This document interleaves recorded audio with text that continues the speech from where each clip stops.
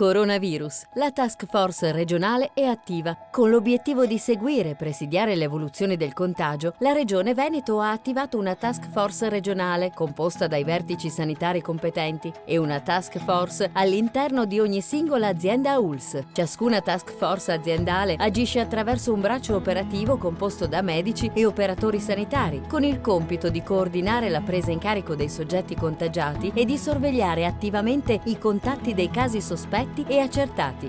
Per caso sospetto si intende una persona che presenti un'infezione respiratoria acuta grave, ovvero con febbre, tosse e che ha richiesto il ricovero in ospedale e che nei 14 giorni precedenti la comparsa dei sintomi sia stata nelle aree a rischio della Cina oppure a stretto contatto con un caso probabile o confermato. In caso di sospetto contagio è possibile mettersi in contatto con il proprio medico curante o telefonare al 118 o al 1500, il numero messo a disposizione dal Ministero della Salute.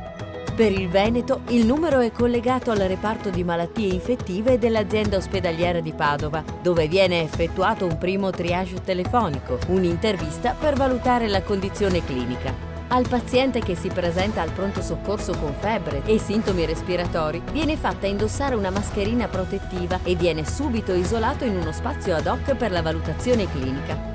Il nuovo coronavirus è un virus di cui non sono ancora note tutte le informazioni sul suo comportamento. È un virus contagioso ma a bassa letalità per il quale non è disponibile un vaccino. Ha un periodo di incubazione di 14 giorni e ad oggi sembra che il soggetto diventi contagioso nel momento in cui inizia a sviluppare i primi sintomi. La sorveglianza viene quindi attivata durante il periodo di incubazione anche se il soggetto è asintomatico, al fine di intervenire immediatamente con l'isolamento dei contatti se si dovessero manifestare i primi sintomi. È quindi importante prevenire il contagio seguendo alcune semplici misure di prevenzione personale valide per tutti, come utilizzare fazzoletti usa e getta e lavarsi le mani frequentemente. Per chi dovesse recarsi in aree a rischio, il consiglio è di rimandare i viaggi non strettamente necessari e di vaccinarsi contro l'influenza almeno 2 settimane prima del viaggio per evitare il sovrapporsi delle infezioni virali.